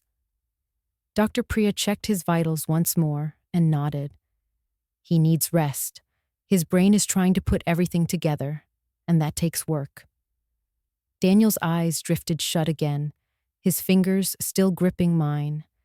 Grace stepped away to make another call, her voice low but determined. Riley continued compiling digital evidence, each click a step closer to justice. Marisol stayed alert near the IV line, watching for any flicker of change. The danger wasn't gone. Not yet. But for the first time, hope wasn't fragile. It had a spine, a pulse, real proof to stand on. I looked at my son, trapped between consciousness and sleep, and saw the child he once was. I saw scraped knees and baseball caps and first heartbreaks. I saw the man he became, worn down by someone who pretended love had to hurt. And now I saw the fighter in him returning. Slowly, but undeniably. We'll get you all the way back, I whispered, smoothing his hair. And when you're ready, you'll decide what happens next. The machines hummed softly. The camera blinked red. Life continued, but truth had awakened now, and it wasn't going back to sleep. Daniel drifted in and out of fragile sleep, but his grip on my hand remained. His breathing steadied. His color looked less frightening. Hope, for the first time since I arrived at the hospital, felt solid beneath my feet. Grace returned with 2 uniformed officers behind her. Their presence shifted the air. Legal action was no longer a looming possibility. It was here, in this room, wearing badges. "We have the warrant," Grace said, eyes fixed on the IV line. "Everything in this room is now preserved as criminal evidence." Riley adjusted the camera feed, ensuring every angle was clear. He nodded once, a silent signal that we were protected by the lens and the truth it recorded. Dr. Priya checked Daniel's vitals, then turned to Grace. "His levels are still too high, but stable enough to proceed carefully. We can't wait too long." Marisol stood tall beside her. "I'm ready when you are." Before I could ask what they meant, the door opened, and Sloane was escorted back in by Owen, her eyes fierce, her jaw clenched. Victor followed behind her, guarded now. No arrogance left, just fear. "What is this?" Sloane demanded. "You can't just storm in and act like you own the place." Grace faced her with calm authority. "We have evidence that Daniel has been subjected to harmful substances. We have footage of tampering with medical equipment. We have motive established through your attempt to seize control of his legal and financial decisions." She motioned to the officers. "Mrs. Mercer, step away from the patient." "My name is Grant," Sloane snapped. "No," Grace said, her voice sharp as a blade. "You stopped earning that name the moment you tried to kill the man who gave it to you." Sloane blinked, outrage flickering into panic. "You have no right." But she froze as the officers stepped closer. "Wait," Victor blurted, raising his hands. Sweat glistened at his temples. "There's a misunderstanding here. Grace turned to him. "Mr. Hale, you facilitated fraudulent documentation for an unconscious client. You filed for emergency guardianship within hours of his collapse. We suspect you were aware of, if not complicit in, the attempt to harm him." His mouth opened, closed. Fear swallowed his voice. Riley pressed a key, and footage appeared on the monitor again. Sloane's hand on the IV line, the patch shifting color. Her whisper, "Soon I'll be free." The room might as well have exploded. Sloane gasped. Victor swore under his breath. The evidence stared them down in silence. Daniel's eyes cracked open, drawn by the rising tension. Confusion clouded his face first, then fear, then realization. "Sloane?" His voice was a fragile thread. She stepped forward as if to soothe him, but Owen blocked her movement. Daniel flinched. His eyes darted to me. "Mom, what's happening?" I stroked his cheek gently. "The people who hurt you are being stopped." Sloane's composure shattered. "Hurt him? Are you insane? I have done everything for—" Grace held up a hand. "Mrs. Mercer, place your hands where I can see them." Sloane looked from the badge to Daniel. She saw the love in my touch, the trust. That last ounce of control she once held over him slipped away. "No," she whispered. This wasn't how it was supposed to go. Then she lunged, not toward Daniel, but toward the bedside table where the wooden box sat partially visible beneath my jacket. The diamond box, her final prize. Owen caught her arm mid-strike and twisted it behind her back with stunning efficiency. She screamed, fighting like someone who had just seen all her stolen dreams dissolve. Daniel jolted, his monitors spiking. Victor panicked at the sight and stumbled back into the corner, muttering, I didn't know she'd go this far." Grace motioned quickly. "Cuff her." The metallic click of handcuffs closing around Sloane's wrists sounded like justice snapping into place. Sloane thrashed, "Daniel, tell them I love you. Tell them I wouldn't." Daniel stared at her. His eyes watered, not from affection or confusion anymore, but from betrayal so deep it shook his entire body. "The smoothies," he whispered, voice cracking. "You said they were good for me." Sloane froze. Daniel continued, barely holding himself together. "You were supposed to protect me." She opened her mouth to argue, but Owen hauled her upright and toward the door. Her final words dissolved into a pitiful sob. "This isn't fair. I deserve better." Grace turned to Victor. "Mr. Hale, place your hands behind your head." His face collapsed in surrender. He complied. Grace delivered the charge clearly, so it would echo in the room where a man fought for his life. "You are under arrest for conspiracy to commit fraud and attempted homicide." The second set of cuffs snapped shut. Victor sagged, defeated. Marisol stepped closer to the IV line, making a final note as if documenting the end of a nightmare. Dr. Priya checked Daniel's vitals. "He's stable," she said softly. "It's over." But I saw Daniel's eyes, and I knew it wasn't over. Not yet. He had woken into a different world, a world where the person he trusted most had turned his life into a weapon. He looked at me, terrified and broken. "Why would she do that to me?" I cupped his cheek. "Because some people mistake possession for love," I said. "But love isn't ownership. Love isn't control. Love doesn't poison."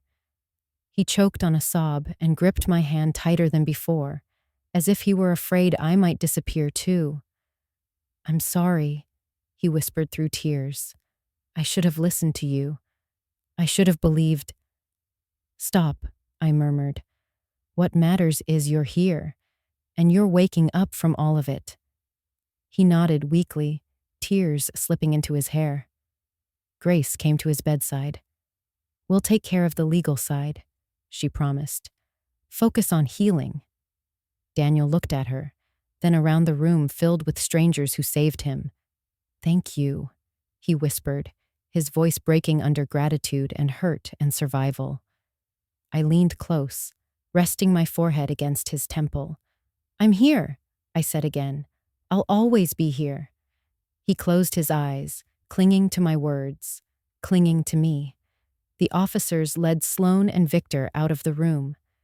The moment the door sealed behind them, a quiet settled over us once more.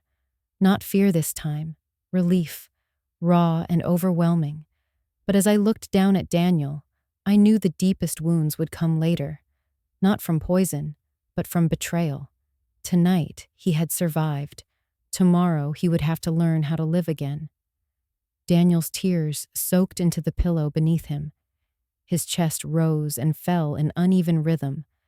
Not from pain this time, but from the shock of waking into a truth more devastating than any diagnosis.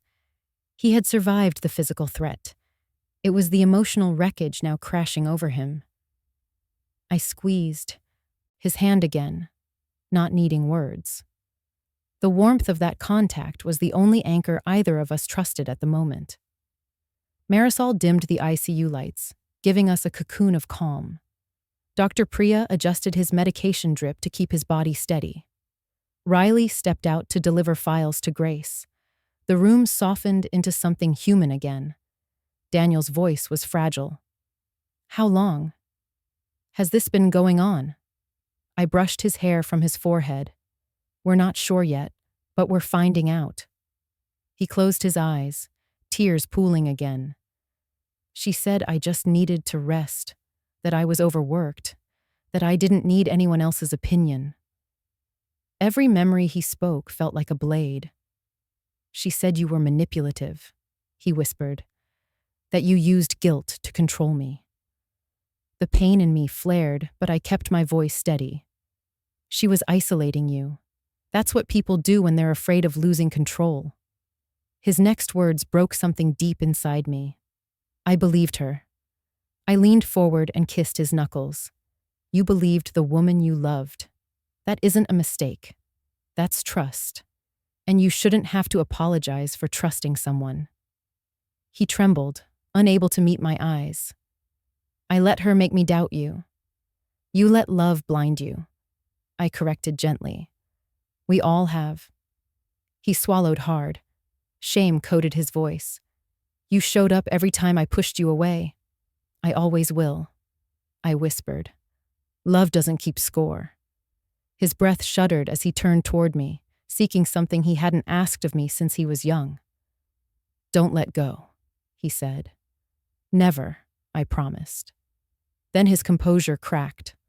All the pain, the betrayal, the fear he'd been forced to swallow for months poured out in heaving sobs. My grown son, this man who once thought he needed no one, collapsed into his mother's arms like he was 8 years old again. I held him, keeping his world from splitting apart. I've got you, I murmured into his hair. You are not alone, not anymore. His voice came out muffled through tears. She almost killed me. The truth tasted like iron in my mouth. Yes, I whispered, and you survived her. He cried harder, shaking with relief and horror and gratitude all mixing in a storm. Marisol returned with a box of tissues, her eyes shining with empathy. She set them beside us without a word. She understood too well what it meant to lose trust in someone you loved. Daniel finally pulled away, exhausted. I helped him lie back. His grip never loosened from my hand. Will she go to jail? He asked, voice thread thin. Yes, I said. She will face consequences for every single thing she's done. He nodded, pupils heavy. Good. There was no malice in his tone, just a tired truth, a man reclaiming his right to safety. Dr. Priya checked him again. Your body is stabilizing beautifully. We'll continue counteracting the toxin. You need rest, but you're out of immediate danger. Daniel looked up at her. Thank you. You can thank your mother, she said gently. She's the one who saw what we might have missed. He turned back to me, eyes full of apology and wonder at the same time. You saved my life. No, I whispered. I just showed up. You saved yourself by fighting to wake up. He drifted toward sleep, but before he fully slipped away, he whispered one more thing. I love you, Mom. I pressed my lips to his forehead.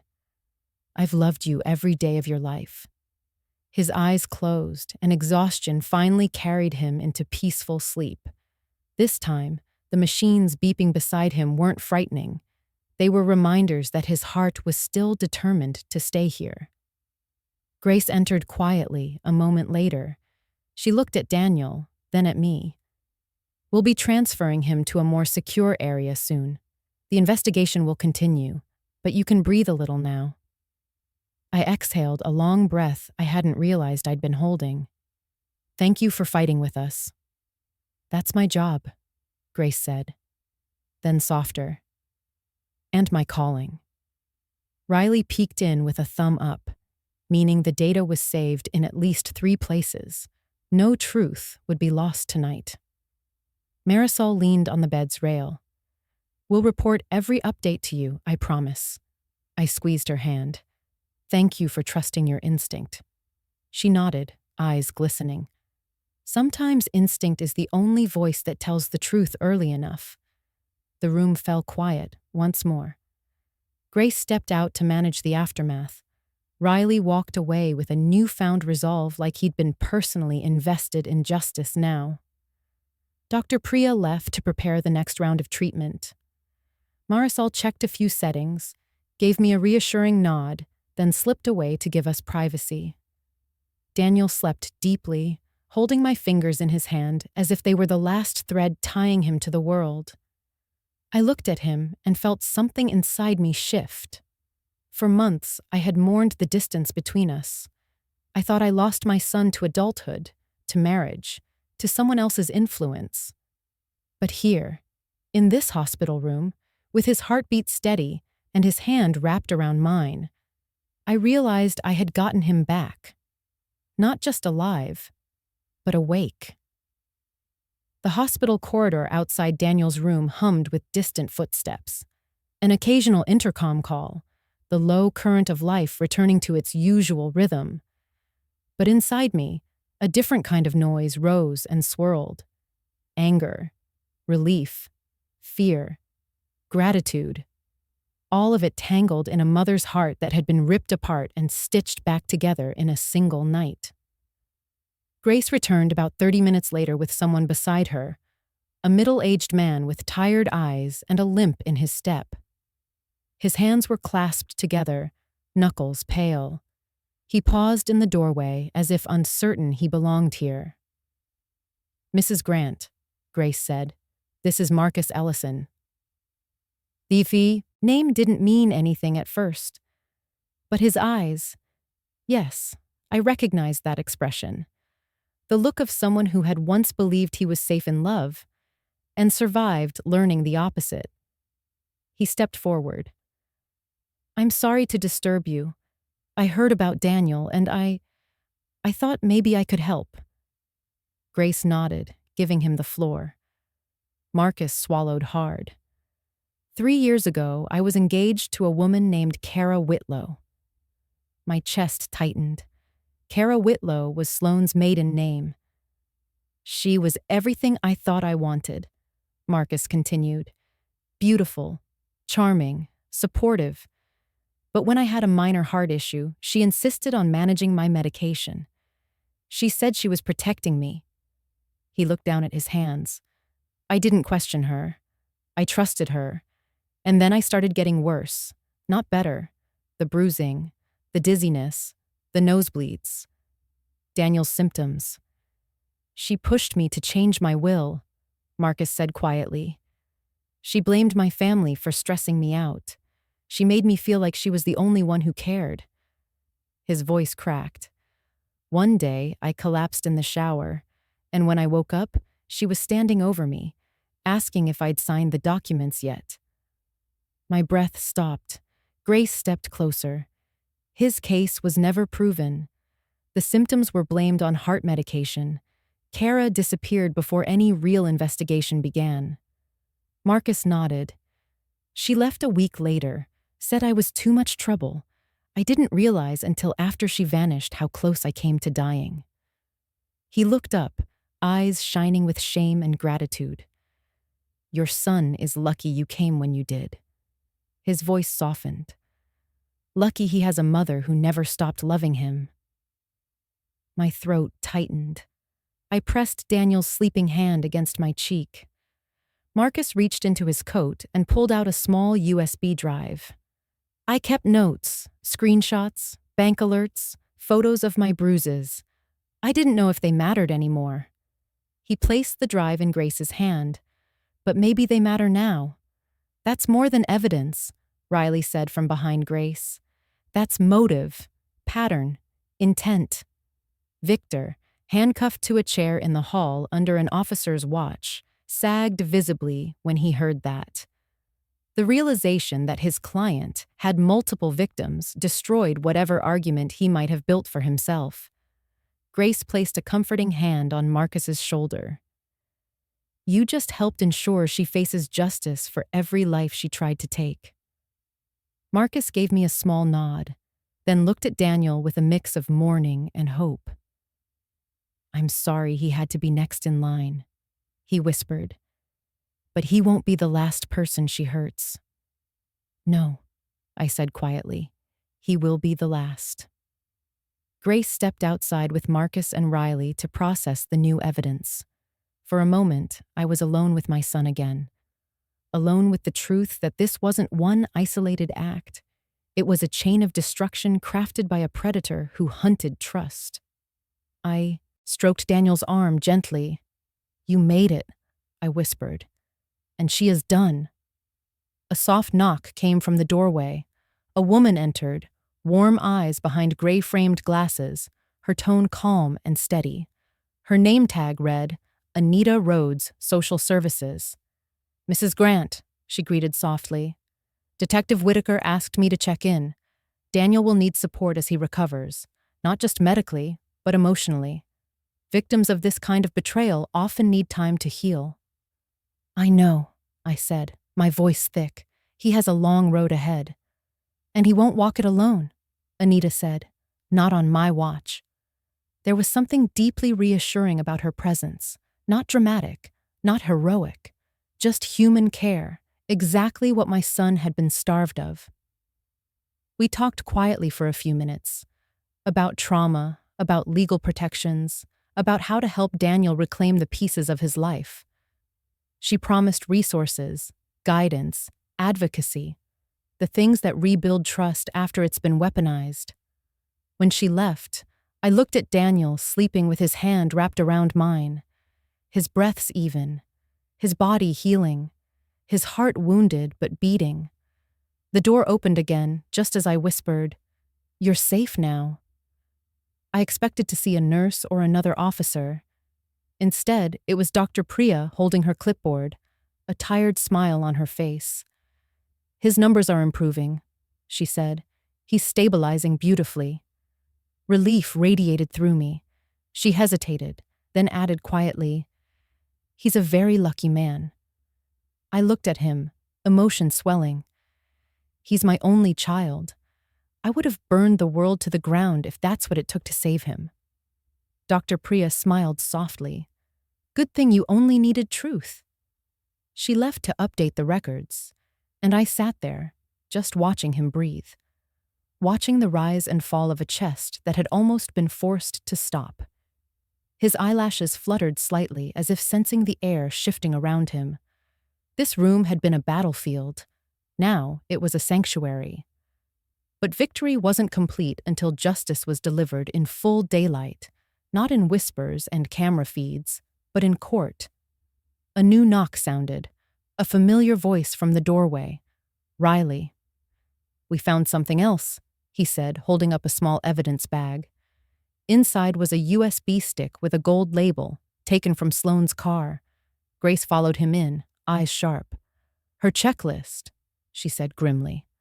"Property targets, insurance beneficiaries, medical vulnerabilities. A predator's playbook." Daniel stirred, eyes opening with a slow and painful awareness. He looked at me, then at Grace, then at the evidence bag. "That was her plan?" he asked, voice breaking. "A list?" "Yes," Grace said, "and you survived your place on it." His breathing became uneven, and I placed my hand over his heart again. "You're here," I said gently. "That's what matters." He stared up at the ceiling, grief washing through him. "I thought she loved me." I felt the tear escape before I could stop it. "You thought she was love," I corrected. "There's a difference." He met my eyes then, truly met them, and in his gaze I saw something I had prayed for: awakening, ownership, strength. Grace took a step closer. "We're building a full case now. We'll need your testimony when you're strong enough." He nodded. "I'll speak. Not with hatred, not with rage, with clarity." Anita returned briefly to place a small comfort item into his lap. A soft blanket folded by volunteers. Simple. Warm. Safe. Daniel's fingers brushed the edge of it like he was testing gentleness again. For the first time since he collapsed, he whispered something with certainty. "I want her to pay." "You focus on healing," I replied. "Justice is already in motion." Riley nodded. "Everything is falling into place." And I believed him, because in this room a mother's love had uncovered a predator's lies. And tomorrow, the courts would hear the truth loud enough to echo far beyond these hospital walls. The courthouse smelled like polished wood and cold air, the kind that makes you stand straighter whether you want to or not. I sat at the front table beside the prosecution, Daniel next to me in a wheelchair, his hand wrapped around mine as if letting go would mean falling. The trial had moved quickly, evidence too overwhelming to delay. And now, we were here. The final reckoning. The room was crowded, reporters scribbling notes, strangers drawn by the drama, medical staff who quietly cheered for the truth, neighbors who had wondered but never dared to ask. They all watched us, watched him, watched her. Sloane sat only feet away, wrists free but flanked by guards. Her hair was tied back too tight, makeup minimal, her face pale. She didn't look at Daniel. She didn't look at me. She stared straight ahead, refusing to meet a single pair of eyes that saw her clearly now. Victor sat behind her, no longer polished or self-assured. He avoided everyone, staring down at his cuffed hands like answers lived in his fingernails. Grace stood near the front, composed, her badge catching the light like a quiet promise that law and truth still meant something. Riley sat behind her, ready to operate the video screen at any moment. Marisol and Dr. Priya had taken seats in the first row, silent, loyal witnesses to everything Daniel survived. The judge entered, and we all rose. When we were seated again, the prosecution began calling witnesses. First was Dr. Priya. She testified with calm authority, explaining every lab result, every abnormal reading, every scientific breadcrumb that led to the discovery of warfarin in Daniel's system. She held the entire court's attention without raising her voice. Facts were loud enough. Then Marisol took the stand. She spoke about observation, patterns of behavior, subtle signs of manipulation. The moment her instincts screamed, this wasn't an accident. She revealed her sister's story, not to gain sympathy, but to illuminate motive. When she described Sloane's hand hovering too long near that IV line, the courtroom leaned forward as one. Then came the footage. Riley played the macro camera clips on a large monitor. Every juror watched as Sloane's fingers pressed the tubing. Every juror saw the patch shift to pale blue. Every juror watched her whisper into Daniel's ear when he couldn't move or speak. The silence afterward was the loudest I had ever heard. The prosecution moved next to motive. A financial investigator testified about the guardianship filings, the insurance policies, the documentation Victor filed as Daniel lay unconscious. Bank records showed patterns, transfers planned, assets mapped like treasure she couldn't wait to take. Then the USB files from her car were projected. Lists of targets, their assets, medical conditions, how long it took them to trust her, a checklist to decide who lived long enough to sign. The room recoiled. Horror is hard to hide. Finally, Grace walked to the stand. Her testimony was measured, procedural, devastating. She described the case from the moment she was alerted. Chain of custody, timeline of evidence, a step-by-step story of a plan that unraveled because love refused to look away. Then came my turn. I stood, legs trembling until Daniel touched my arm, grounding me. I walked to the witness box, steadied myself, and looked at the jurors. Faces watching, listening, judging. The attorney asked me to state my name and relation. "My name is Evelyn Grant," I said. "I am Daniel's mother." I told them about the phone call that night, the ICU doors, the whisper that changed everything. I told them how I stood outside the window and saw strangers treating my son's life like paperwork, how I recognized fear in his stillness, how I learned love could save a life simply by showing up. I didn't cry. My voice didn't shake. I spoke the truth like a woman who had run out of room to doubt herself. When the attorney asked why I pushed so hard, why I refused to leave or accept easy answers, I said the only thing that ever mattered. I fought because he is my son, and he needed someone who wasn't afraid to see what was right in front of them. I glanced at Daniel, and his eyes shone. When I stepped down, he reached for my hand and squeezed twice. I'm okay. Not healed, not whole, but okay. Daniel asked to speak next. He was weak, voice quiet, but every word cut through the room like a bell.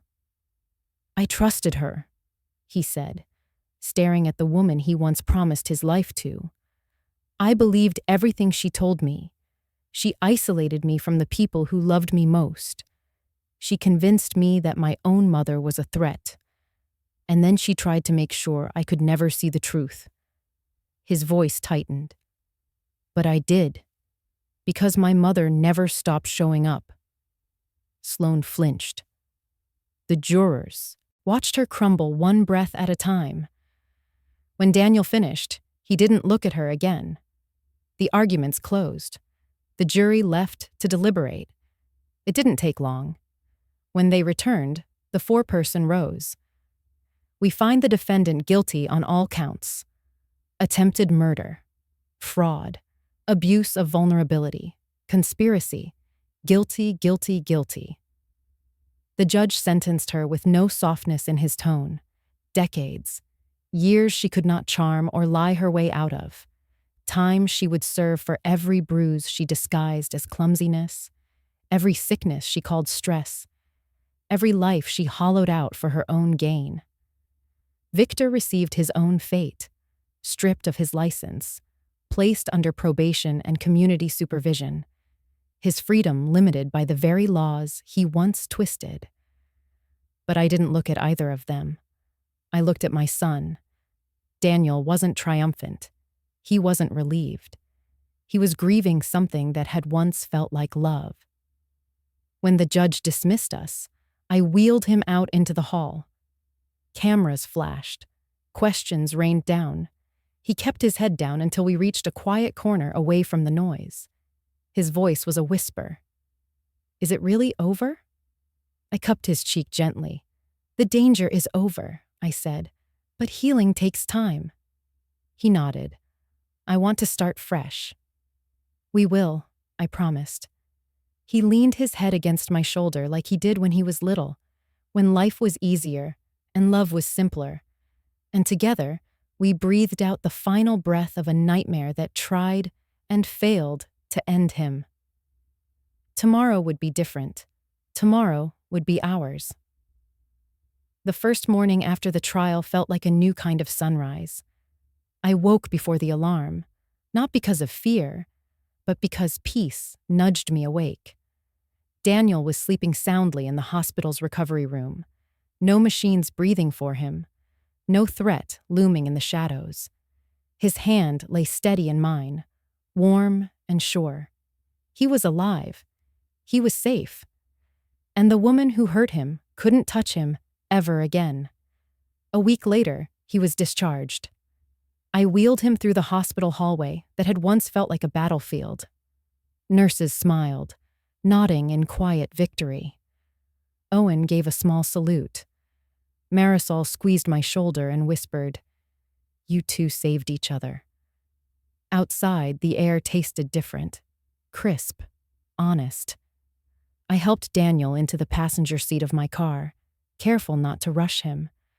His body was still regaining strength, but his spirit was awake, really awake, for the first time in years. We drove across town, past the park where he learned to ride a bike, past the school he once dreaded, past the corners where life had shaped him in ways he never shared. He stared out the window, absorbing everything with new eyes. "We can go home," he said finally. "We can go anywhere," I replied. He smiled gently. "Anywhere sounds good." A month later, when he was strong enough to walk without help, we packed up his old house. The walls that once echoed with promises now felt heavy with lies. He didn't want to stay there anymore. Neither did I. We sold it quickly and used the money to close a chapter and open a new one. I sold my own house too, the one with the garden my late husband planted, the porch where I waited for calls that didn't come. It was bittersweet, letting go, but some places hold more memories than hope, and I wanted hope. Daniel and I moved together into a small apartment overlooking the Willamette River. The water shimmered beneath the afternoon sun. Ducks glided lazily along the surface. People walked dogs, laughed, lived.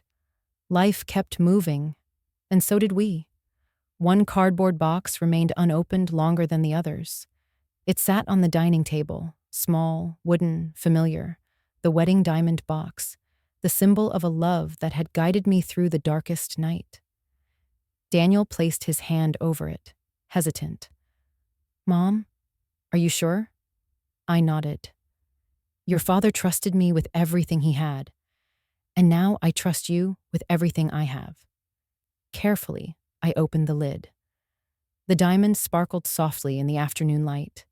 Simple, elegant, unbreakable, just like the love it represented. I placed the box in Daniel's hands. "This isn't about marriage or promises," I said. "It's about knowing the difference between what loves you and what wants to own you." His eyes glistened. "I don't know if I deserve this." "You survived," I said. "You fought your way back to the truth. You deserve the world." His fingers closed around the box, a new symbol now, carrying the weight of honesty and healing. "I'll protect it," he promised, "the way you protected me." We stood by the window, watching the river carry sunlight downstream. For a long moment, neither of us spoke. Words weren't needed. Later that evening, we attended a small gathering across the city, a vigil hosted by Dolores, our old neighbor. She was there the night paramedics carried Daniel away. She watched us walk through fire, and now she wanted to celebrate the survival that came after. The community center lights glowed warm as lanterns hung from the rafters. Families stood together, honoring loved ones who survived quiet battles and those who didn't. A sign hung at the front, "Vigilant Hands Community Trust." I smiled. "That's your name," I whispered to Marisol as she joined us. She shrugged shyly. "It was a group effort." But I shook my head. "It was your courage that lit the first warning. It was your vigilance that saved him." In the first year, the foundation helped 17 families recognize early signs of harm: emotional, financial, medical. 17 people who wouldn't be silenced. 17 people who saw help arrive before it was too late. When it was my turn to speak, I stepped to the front, hands steady, heart sure. "I used to think silence was strength," I told the crowd. "That love meant enduring without complaint. But silence only protects the ones who mean us harm. Strength is choosing to speak, to act, to show up again and again until someone is safe." Daniel stood behind me, leaning on his cane, no longer pale. He was listening, really listening. "Love," I continued, "isn't quiet submission. It's a hand holding you upright when the world tries to push you under." People nodded, some with tears, some with understanding carved deep in their faces. We were all survivors in one way or another. When the applause faded, Daniel took my hand and whispered, "Thank you." "For what?" I asked. "For being louder than her lies." We stepped outside afterward, where the river breeze carried laughter and music. Lights twinkled on the water like stars refusing to stay in the sky. Daniel stood still for a moment, breathing in the night. "I thought everything was ending," he said. "Sometimes endings are just doorways," I replied. He wrapped an arm around my shoulders, gentle, protective, grateful. "I don't know where life goes from here." "Forward," I said. We walked along the riverside path, feet tapping a rhythm that felt new. He wasn't leaning on me anymore. We supported each other equally now. The stars reflected in the water. The city glowed. My sun lived. My heart rested. I looked up at the night sky and whispered silently to the man I once said goodbye to far too soon. I kept our promise. When we reached the edge of the park, Daniel stopped, his voice soft. "Mom?" "Yes?" "I'm okay." He squeezed my hand twice. "I'm okay." I smiled through tears I didn't hide this time. "I know," I said, "because real love doesn't disappear. It doesn't poison or trap. It doesn't silence or isolate. Real love shows up. And sometimes real love fights back. Our story didn't end in that hospital room. It began again there. A mother, a son, a second chance. It's never too late to save the person you love. It's never too late to begin again.